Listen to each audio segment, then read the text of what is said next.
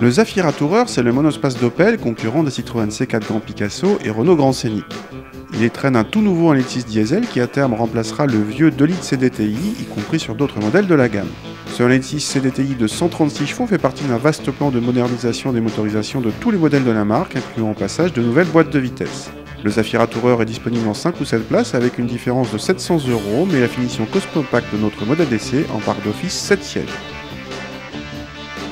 A l'intérieur, rien de nouveau pour l'arrivée de ce nouveau bloc.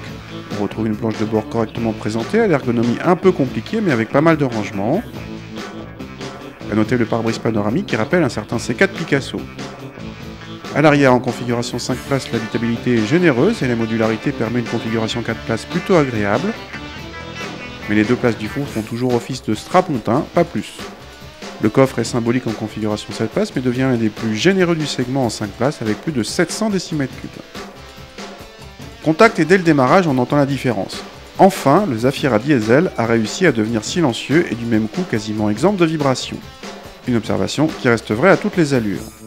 Ce 1.6 litre CDTI souffre d'un léger creux à bas régime et devient ensuite volontaire avec un couple important. Les relances sont suffisantes et la commande de boîte est plutôt agréable.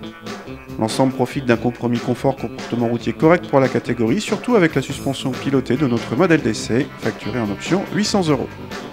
Pour ceux qui connaissent le Zafira Tourer en 2 litres CDTI, la comparaison avec ce nouveau 1.6 litre est sans appel.